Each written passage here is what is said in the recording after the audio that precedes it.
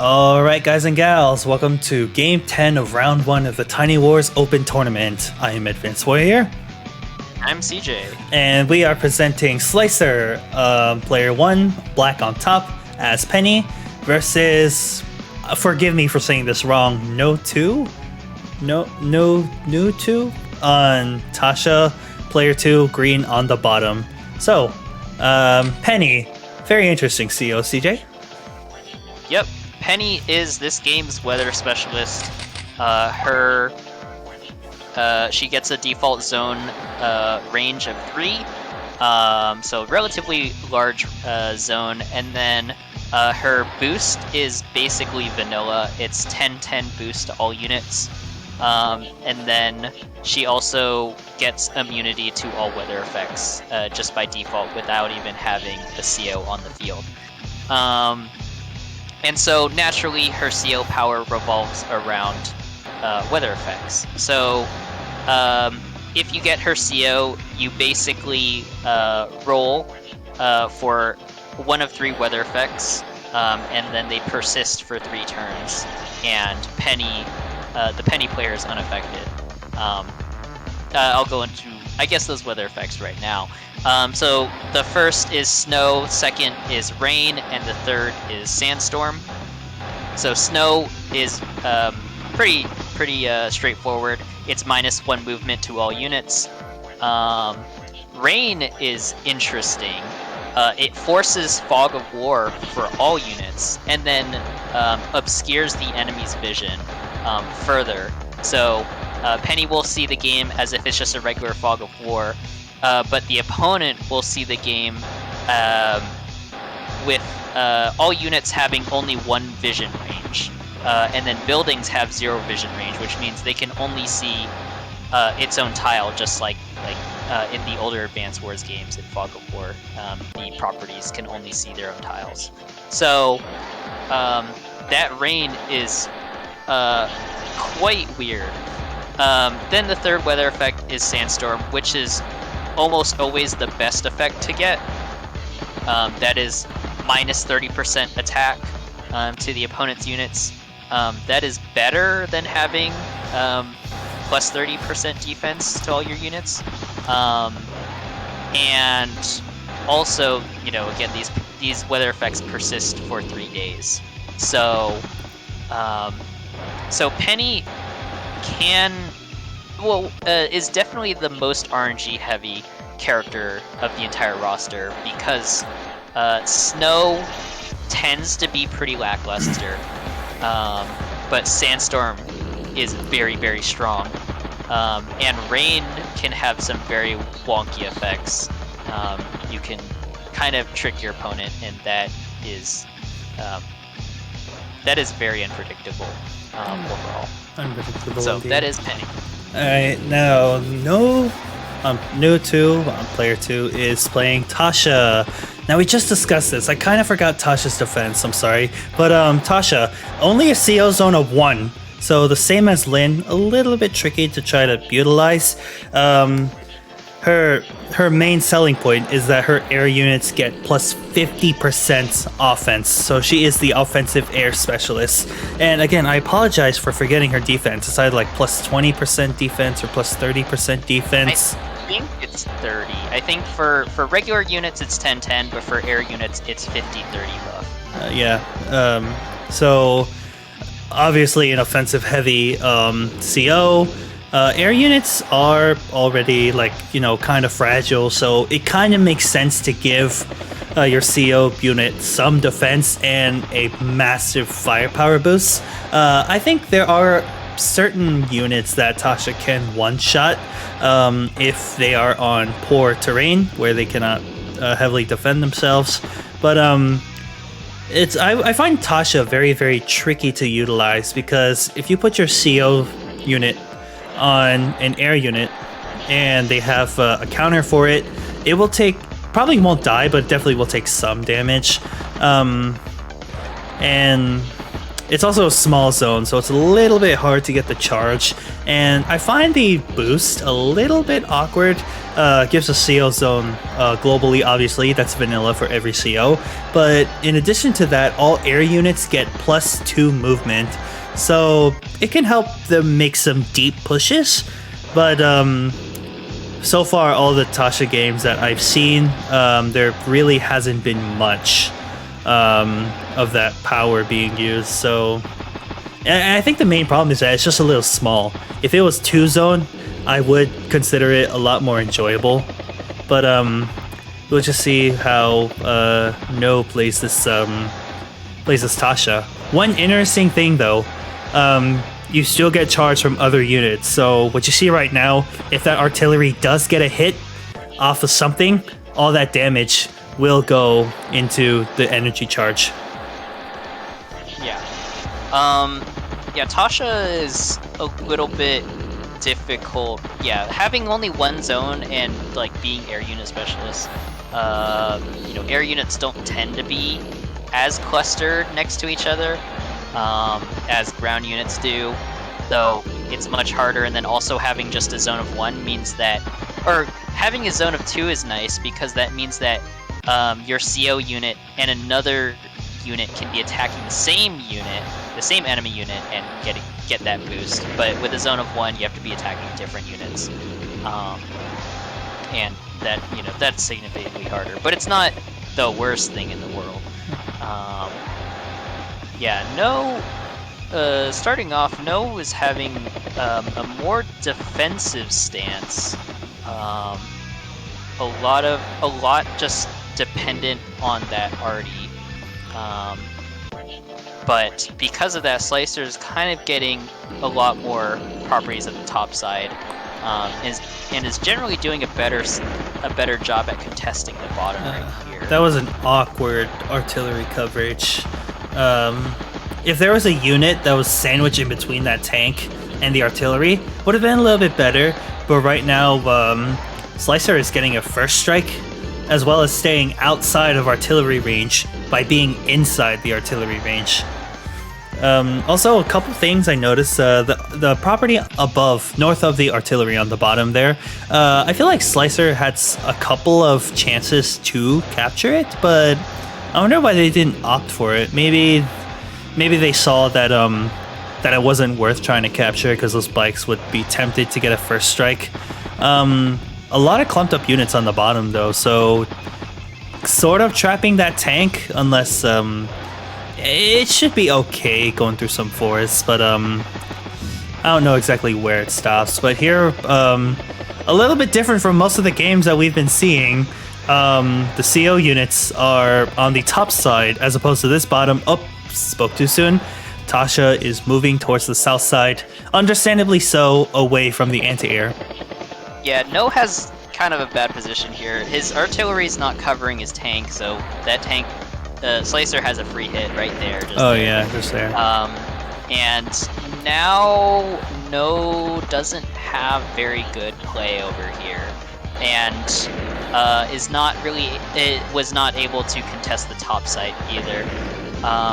So basically, Sliicer has quite a bit of an income advantage here. I think it's probably like 2 plus 2,000, maybe more. Actually, probably more. Maybe plus 3,000-4,000.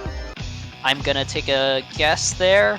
Income advantage. So this is not looking good for N0o, but they are going to switch fronts with their CO. Bringing in a medium tank here, but Sliicer can still get the interrupt on that cap over there. They're still doing very well at the top, even though their cap was completely stopped. They still have much more over there than N0o does. I feel like the problem with N0o's army composition right now, or at least it's starting to look like it, a lack of tanks. It's like, yeah, we're seeing the copter spam, and it makes sense it completely makes sense for Tasha. You know, a huge offense boost. So maybe if you have like one tank and there's like an anti-air there, if you get the chance, the tank can attack the anti-air, and maybe the battlecopter can do a lot of damage to it. But yeah, it's like if you're going to copter spam, you're gonna at least want some units to try to get rid of those anti-airs, and a good unit to take care of those anti-airs are tanks. Battlecopters alone. Wait, what just happened? Oh, it's snowing. Oh, yeah. Penny got the snow. Interesting. Yeah, so that's typically the weakest. But I mean, I think Sliicer has quite an overwhelming advantage at this point. Actually, that turn was quite huge on the top side. Kind of just got rid of all of those meat shields, or you know, a significant portion of those meat shields, and then damage the Artie. So there's really nothing really defending there for N0o. That battlecopter can't do a lot with the anti-air over there, and so it's gonna leave. But N0o is still building a lot of air units and not really contesting the ground army over there. Yeah. There's a couple interesting things that happen with the snow. One, it gives first off, the power. It gives plus 10% offensive defense to all units, so obviously Penny's going to enjoy that. Some of the units that are attacking on the top on N0o's side are kind of trapped because they have one less move, so it's a little more effective when you're able to trap units, which is what regular N0o can do in the Advanced Wars trilogy. And the third thing is, considering the size of this map, the -1 movement does feel a little more enjoyable. Like, the bigger the map, obviously -1 move is going to feel a lot nicer. Yeah, but I mean,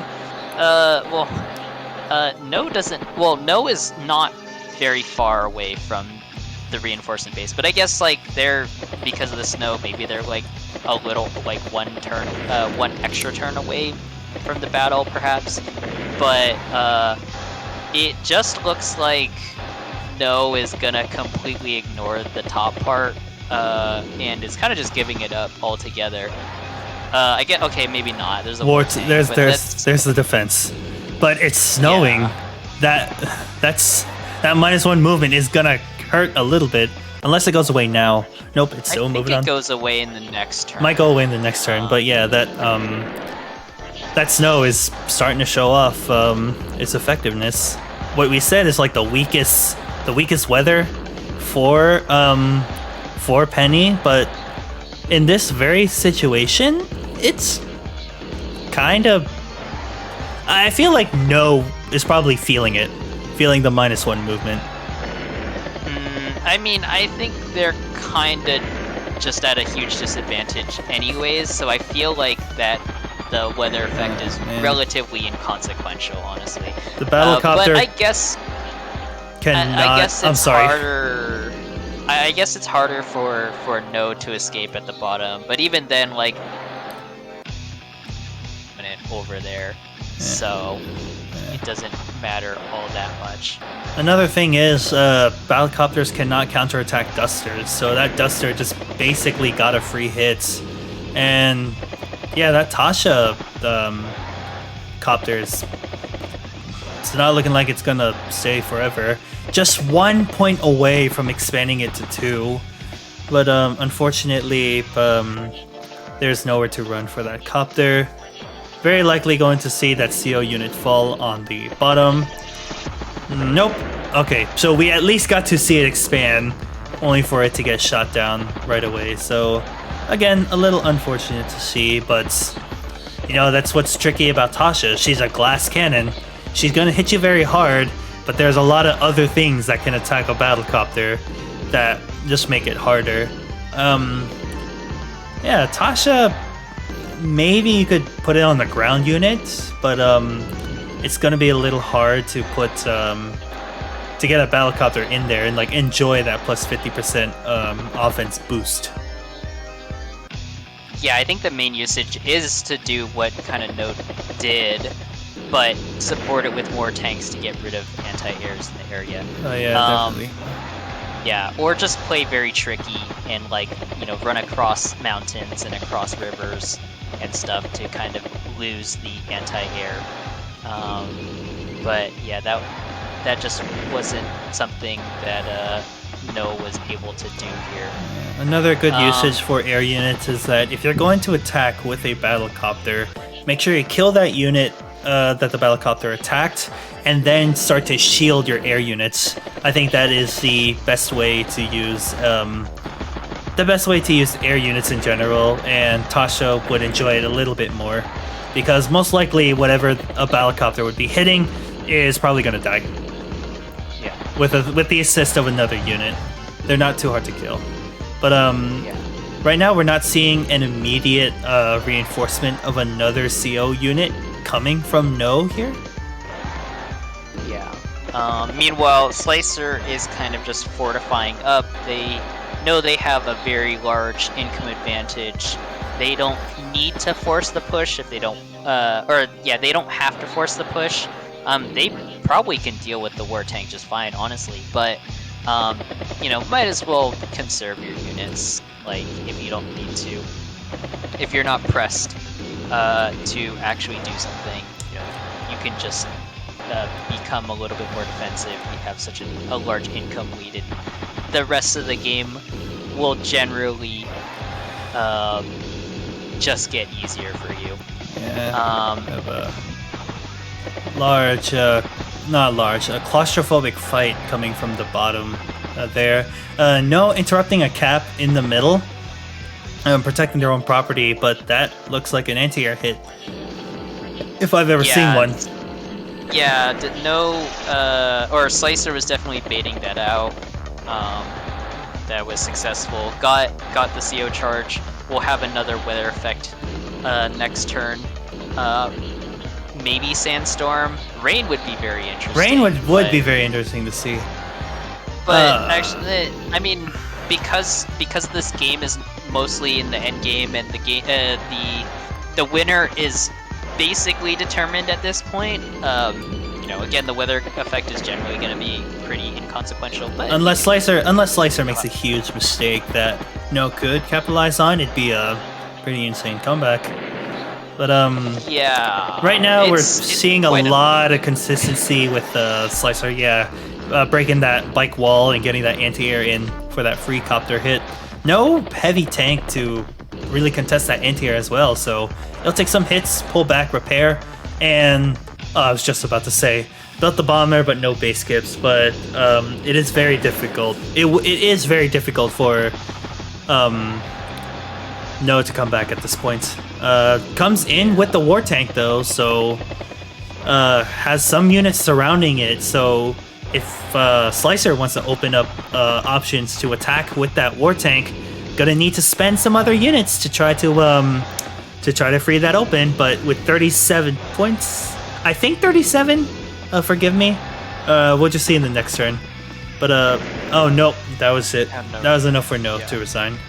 So another nice game to watch. Thoughts on this game? N0o was going for a very interesting CO. I do like to play as Tasha, but I do find her a little bit tricky to use. If you're going to copter spam, make sure you have something to protect your copters, which would be tanks. Like I said, it felt a little bit absent with the tanks, and one small indicator of like a good lead is like the number of tanks. You have a small number of tanks, then it's a little bit tricky, but hopefully if you have copters, those copters can like nullify that difference. But it's just the triangle. You have the tank attack the anti-air, and the anti-air can't do anything to your copter. The enemy tanks can't do anything to your copters, so your copters are going to move in once you have your tanks get rid of those anti-airs.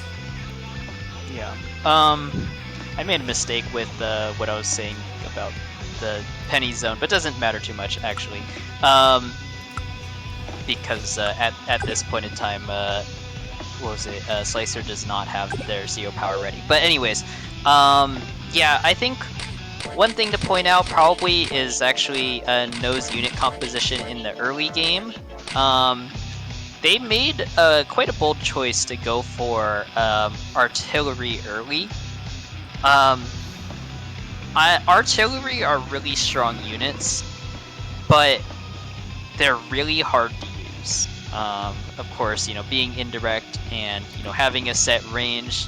I mean, that just goes without saying. They are very, very strong, very cost effective, and so this is kind of a creative usage. I mean, basically, infantry wall around the artillery, but also with N0o being heavily reliant also on B-copters. Like, N0o needed something to deal with the AAs, and artillery can do that for most units, but it's not going to work here because, for artillery, you generally need to bait the opponent into an attack, or you're just, or in standard play, more likely, you're discouraging a push when you have sufficient walling and artillery. But the AA doesn't really care about that. If it gets its hit off of any air unit, for the most part, it has paid for itself. And especially so for a CO copter, which means this CO copter was no threat to Sliicer because he knows he can retaliate with an AA and then put it out of commission. But yeah, so N0o's only counter to the AA was the artillery, but the AA is not just gonna fall into your lap. You generally need tanks, but with N0o investing in this T-copter early on, they could possibly get by with mech spam. That could work. Mechs are very cost effective, and against vehicles they will do basically tank damage. But they don't have that range. They don't have the zone coverage. So you're going to need a lot of them in order for them to be effective, or you need them in the right places in order for them to be effective. That is a pretty advanced play.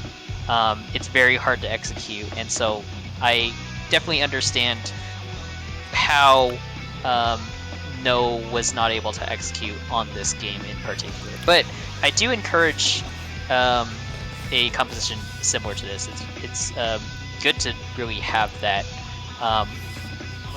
have that ability to use this kind of composition. But you need there's definitely some tweaks that need to be made to that composition in order for it to be effective. Another thing I want to mention is that N0o sent their copter up here first, and I believe this was the turn where the copter made the front shift. Okay, I'll just move the whole turn. Yeah, see? You go forward, yes. Yeah, it's just, as you can see, the copter just starts moving at the bottom here, and it got nothing off of this top side, so the copter just kind of wasted some turns from the base and just moving up here, and then realizing that the threat of the anti-air was too much, so then it will try to move down here where there's less air unit threats. This is why I keep saying that Tasha is such a tricky CO to use, because an anti-air can okay, I gotta check this now, I'm sorry. 30 defense, okay. Yeah. So, yeah, it will probably survive one anti-air hit, but some other follow-up units could maybe kill it. So, yeah, it's just Tasha, I feel like you're gonna want to be patient when trying to expand your CO zone. So it's you're gonna want to find that moment where you can have a battlecopter attack, and then you heavily damage that unit, and then you kill that unit that the copter was attacking, take that space and shield your copter, and hopefully with that +1 CO zone, your other units around it will maybe take damage or do some attacks and try to gain up charge from there. But personally, I really feel like Tasha's CO zone is just way too small, considering how much damage that Tasha gains for her air units. One CO zone just honestly doesn't feel like enough. And this is how old is this game now? I don't know, we're not seeing any buffs or nerfs with these characters. So Tasha players are just gonna have to work their way around their small CO zone. Well, playing Tasha's basically is a little bit like an air tabby. A little bit. It's kind of like that, but like you get the nuke off of in one air unit, but yeah, it's definitely you need to have the ability to basically clear out the AA, so that's really difficult. But also, but a Tabitha air unit has twice as much defense than a Tasha air unit. But also, like, yeah, Tasha is definitely like pretty widely agreed upon to be one of the lower tier COs, but so is Penny. So I disagree. Penny's I feel like Penny is a little bit higher. A little bit higher. yeah, but I think like out of a lot of the original roster generally, like Tasha, Penny, Gage, Greyfield, definitely Greyfield. I guess they're lower tier most of the time. Could be situationally useful, but yeah, definitely wouldn't be some of the first choices. But yeah, again, it's like it is harder to play these COs, and Tasha, yeah, definitely a difficult CO to play. So yeah, don't blame them too much for that, but yeah, there were a lot of things that went wrong for N0o. I think the main things are unit composition and definitely unit composition. The kind of just territory control, especially if that top side, like they did not contest Sliicer at all for the top. A backline anti-air is enough to deter most, if not all, air units, unless there is a good attack that army can have to bring in an air unit and then shield their air unit afterwards and make sure that the next turn they can't get to that air unit with that AA. But it's a lot of calculation and planning that a player would need to do if they prioritize a CO unit in an air unit. Yeah. All right, guys and gals. Game 10 is over. Sliicer moves on to round 2 of the Tiny Wars Open Tournament. Thank you all so much for watching. We are recording all games of this tournament, so feel free to check them all out. Subscribe if you'd like to be notified of when these games will be premiered. I am Advanced Warrior. And I'm CJ. And you all have our warmest regards. Please take care. Thanks for watching. Ciao, ciao.